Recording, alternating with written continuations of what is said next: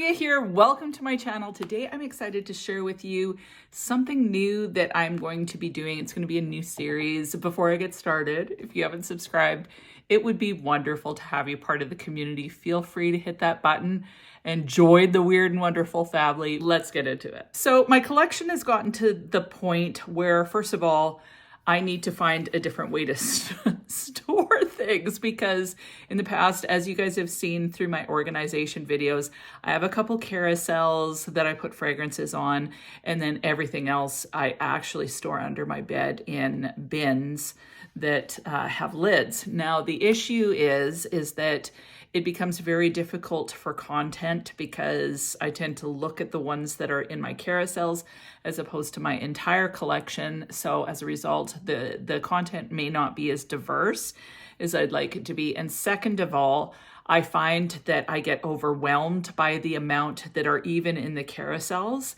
So I want to switch things up, and I'm going to make myself a tray, and it'll be kind of a bi-weekly tray, I think. So it'll have 12 fragrances, and I'm going to rotate them continually. So it'll be 12 fragrances for at least 2 weeks, maybe even the month. And I want to really delve into those fragrances, see what I think of them, what I think of the longevity, what my experience is in real life. And part of the reason why I want to do this as well is because I know a lot of you have potentially larger collections. It's easy to forget about the things that are in our collection. So part of this is like shopping our stash, but part of it is really giving myself an opportunity to get to know these fragrances, because when you have so many, like I could wear one fragrance every day for a year and still not cover my whole entire collection. So I thought this is a way that I can really get to experience a select group of fragrances and then report back to you on what worked, why it didn't work, what the standouts were, why I liked them, if I mixed some of them, how I experienced them. So that's my plan. And part of it too is going, okay, if I were to build a collection from scratch, this is potentially what that collection would look like. So 12 fragrances to me is a really nice size collection. It gives you a little bit of variety, but yeah, like you get a decent little fragrance wardrobe. So even looking in what I choose to put in that tray for I don't know if it'll be for 2 weeks or a month, we'll see. Just looking at what I'm putting in and why. So do I have something for the daytime? Do I have some cozy fragrances? Do I have some florals, some gourmands? And making sure I have kind of a rounded selection of fragrances that I'll be using for that time period. So I think that I may switch it out halfway through the month. We will see. Regardless of whether I switch it up or not, at the end of the month, I will do a little recap on how my experience was. So I know Veronica says she's amazing. If you don't follow her, you need to check her out. She's got such an excellent channel. She's very down to earth. I find her really calming, but she's very relatable. So I think she's an excellent fragrance reviewer, and she has a crazy amazing collection. So she's a great one to follow, but she does, I think, a monthly fragrance awards. So I'm kind of thinking of something similar to that, but I want to contain what I'm wearing, choose the fragrances like I'm planning it out for the month. So thinking about the events that I'm going to, whatever it is, because I find that having just a gazillion fragrances in different locations of my house currently, I'm not really enjoying my collection the same way, because I just feel honestly overwhelmed. So that's kind of what I'm doing now as well. I'm planning on overhauling my fragrance storage. At some point, I'm going to get a different setup. And honestly, I'm going to get a whole different recording setup. So I'm planning on taking one of like our one guest room and turning it into a bit of a studio where I have my fragrances. I'll still have a more living roomy type background, because that's just what I prefer, I think, over having my fragrance collection behind me. But anyway, enough about that. I'll show you how I store them once I get my setup. And let's get into the fragrances that I'm going to be looking at least for the next 2 weeks, maybe 3 weeks, and then I'll switch halfway through February. So the first one is one that I'm kind of just plain in love with right now. The longevity isn't great, but I just love the smell of it, and it is Empire Victor by Khadlaj. Now this is a powdery shortbread cookie with a quite tart but sweet lemon icing. I love this bottle. The color of the bottle kind of reminds me of that. Could be even a little bit more lemony, but I really, really enjoy this fragrance. It just smells sweet and happy and cozy. And right now it's like the January, middle of winter, kind of like, at least for me anyway. So this fragrance just makes me feel happy and like a piece of candy. And I don't know, I just love it. So Empire Victor, delicious. Can't wait to wear it more. And I'm planning on like trying it with other fragrances. So yes, this will be no surprise to anyone. I know that you guys are probably getting sick of me talking about it, but Eclaire by Lattafa. Now, part of the reason why I chose this one and Empire Victor, they're kind of similar as far as them being a sweet powdery vanilla. Empire Victor has the lemon, whereas this one is just straight up powdery vanilla. Some people think it smells like ice cream. I think it smells like Rice Krispie squares or Rice Krispie treats. So powdery vanilla, quite synthetic. Empire Victor is too, but someone was telling me that they like to pair the two. So I want to give that a try. So that's part of the reason why I wanted the two. Plus, I like putting these powdery vanillas with some of the more deep, dark fragrances just to kind of give it a little bit more topness. So sometimes things can get a little too heavy, and if you toss on something that's a little bit more sweet or bright, it helps to kind of balance it out. So that's part of the reason why I have these two. Now, one that I rarely have worn because I find it actually so sweet is Coffee Addict by Theodoros Kalatinas. So this is a huge hit. And I put it on the other day and I thought to myself, why have I not been wearing this more often? Because it's really, really delicious. What I did was I paired it with another fragrance that I'm putting in this collection, which is Amir's Identity Oud Crescent. And I'm doing a mixture of niche, designer, Middle Eastern, affordable. I like to do a mix. I like to do a mix on my channel all the time. So usually I have a little bit of representation from each because I have a diverse community that really enjoys some like the more nichey fragrances, some like the Middle Eastern, some like the designer. So I like to include all different kind of things. So hopefully that's okay. Maybe I should be niching down and pick only one lane, but I just really value all of you and recognize that you all have diverse tastes. So I like to try to represent that in my content. So hopefully that's okay. Anyway, I mixed the two of these together and it was amazing. Identity Oud Crescent, it's like this dark rose oud with a hit of raspberry in it. It's quite masculine, especially in the beginning, and then it kind of sweetens up and becomes a little less masculine, but it's really quite deep, dark, like kind of mysterious and opulent and like black tie affair, but you're not wearing a dress, you're literally wearing a black tie. But anyway, I thought I'm going to try pair it with this because rose and coffee goes so good together. You have Montel's Intense Cafe. There's tons of coffee rose combinations.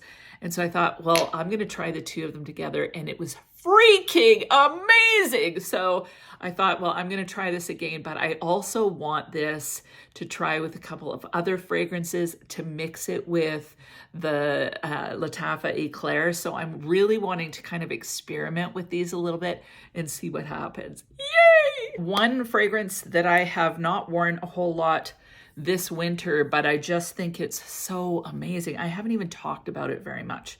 And it is Cherry Punk by Room 1015.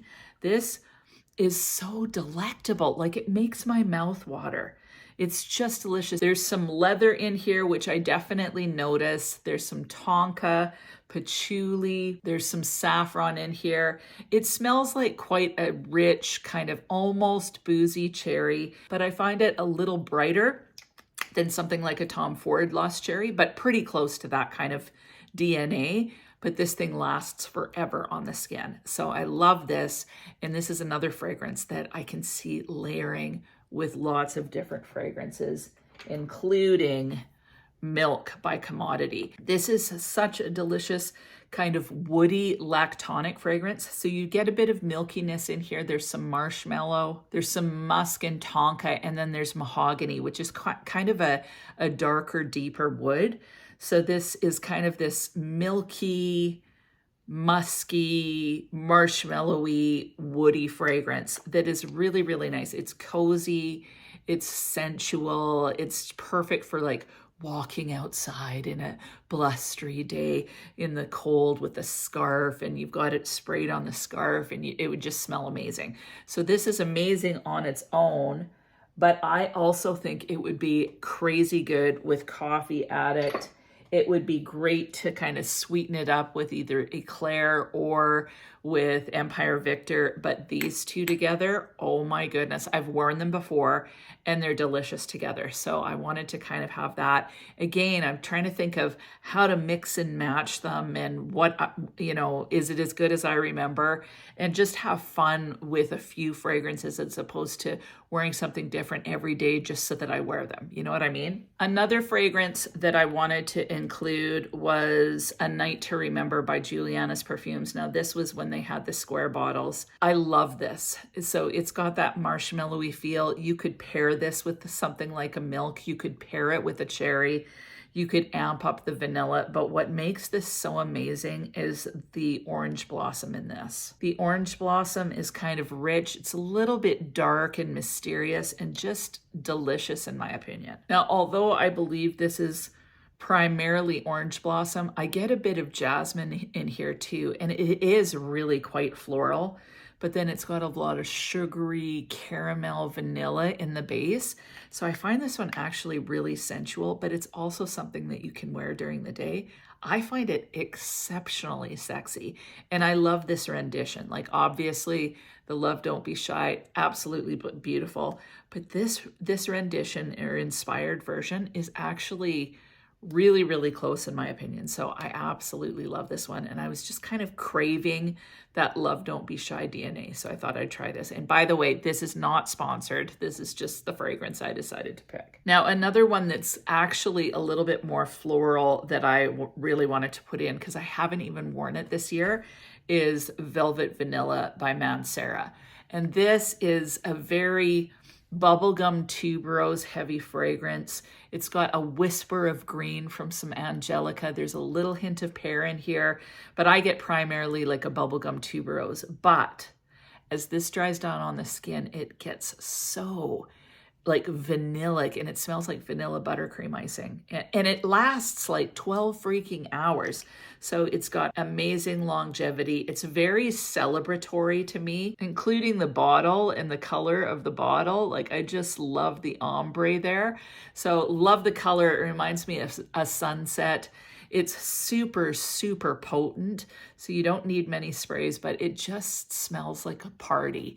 So I really, really enjoy wearing this one, and I feel sad that I have neglected it. So Velvet Vanilla by Mancera, delicious! To be honest, I'm getting really excited about this because seriously, I've felt bogged down by the amount of fragrances and like talk about first world problems, but I want to enjoy my collection, and sometimes it can get so overwhelming that you're not really, or you're guilt-ridden thinking, oh, I got to use this one, got to use this one, got to use this one.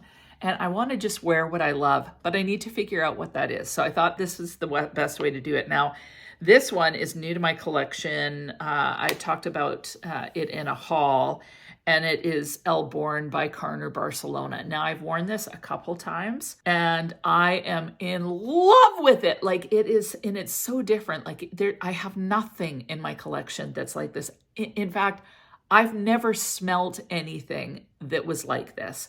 So I just am enamored by it. What it reminds me of is, like, have you ever had cedar tea? Every once in a while, I'll go clip some cedar off of my cedar tree and I will steep it in water and then drink it. But this smells like a cedar tea with loads of really, really potent, slightly almost floral, clear honey. And I love it. Or it smells like honey that's been infused with cedar. That's what it smells like. But the honey doesn't smell animalic. The honey smells slightly floral to me. I just looked at the notes and it actually has jasmine and heliotrope and a little bit of angelica. So it makes sense that it would smell a little bit floral. There's some bergamot and lemon in here. I don't really notice that. I can get the angelica vibe. I can get the jasmine. So floral honey makes sense to me. And it actually doesn't have cedar. It's got Peru balsam, but it comes across cedary feeling, or that balsamic feel, definitely. There's a vanilla in here. There's some musk. There's some sandalwood in here as well. But what I get is like basically a cedar or a pine or balsam infused honey. So it smells rich. It smells almost a little bit essential oil, but not quite. I just think it's amazing. It's unique. It's very, very sweet, but somehow the balsam really tempers it. Like, I just imagine you're sleeping on pine boughs in the middle of a forest, and all of a sudden nectar comes from heaven, and it's like honey that just flows down all over the balsam. I was going to say that you suck it, but that sounds terrible. Anyway, it's amazing. I really, really love it. And yeah, it's a honey fragrance that to me is not animalic at all. It lasts a long time on the skin. I just really, really am enamored by this one right now. This is another one that I haven't worn yet this year, got it last year, and I really love it. And it is Soleil d'Hiver by Experimental Perfume Club. This has a hint of rose. There's raspberry in here. There's some tea. There's some tobacco in here. There's, I think, a little bit of leather, but I get that rhubarb up on the top with the rose and then a little bit of like a tobacco-y vibe. It's quite bright. It's a little bit tart. It smells refreshing and grounding, and it's really fun to wear. Like, I just think it's a very fun fragrance. It's a rhubarb fragrance that's not too tart. It's not too sweet. It's understated. It's elegant. And then it's balanced with that tea and tobacco. So I just think it's a really, really beautiful fragrance. Easy reach, easy to wear. You can wear this in the daytime or the night. Oh, I just love it. And yeah, I wanted something that was a fruity floral without being too sweet. So this is perfect. Two more fragrances that I am putting in the rotation. The first is Mango Aoud by Gritti. I talked about this recently. It's a mango fragrance and I am in love with it. Like, I can't stop wanting to wear this one. Like, I have worn this one quite a lot. It's somehow, it just smells really expensive and it reminds me of rich people. I don't know why. It's mango, so I was anticipating a little bit more like a mango skin or like a mango body splash, lots of sweetness. I knew it had the Aoud in it and I had smelt it and tried it before I did get it. I thought it was more mango than it actually is. The mango doesn't last forever in it. But this one just smells super luxe. It smells like there's a perfumey quality to this, in my opinion. It just smells really good. It smells like perfume, but really expensive perfume. And it is really expensive. Like, this is a more costly fragrance, but I just really enjoy it. And I'm looking forward to wearing it through the day, seeing if I get a compliment on this one. My dad put it on. He came to town and he put it on and he just loved it. He thought it smelled amazing. So it's definitely unisex, but I'm in love with this one.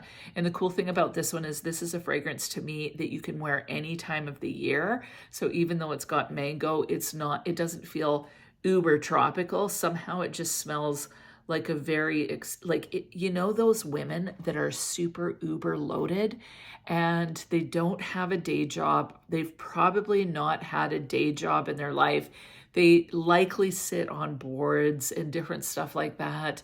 They lunch with their girlfriends in really fancy restaurants with their Birkin bags and their high heels and their chauffeurs. They all smell like this. Like, if I walked into a room and I smelled this on a woman, I would instantly think that she was a millionaire or maybe a billionaire. But anyway, she'd be expensively rich. Oh, I just about slammed it off my, yeah. Sometimes I get carried away. But anyway, I really, really love this. And I love the bottle. Like, look at the colors. I can't get enough of this bottle. I want to wear it around my neck as jewelry. So gorgeous. So love this. The last fragrance that I'm putting on the tray for the month or the next 3 weeks or whatever is Atelier des Ors Rose Omeyyade. Now, I think I say this wrong every time. I think it's Omeyyade. I was saying Omeyyade. But anyway, this is a jammy rose fragrance. Quite sweet. There's woodiness in here. It's rose. It's very potent. It lasts a really long time on the skin. I was tempted not to include it because it's so sweet that I'm like, I'm not sure I'm in the mood right now for that much sweetness.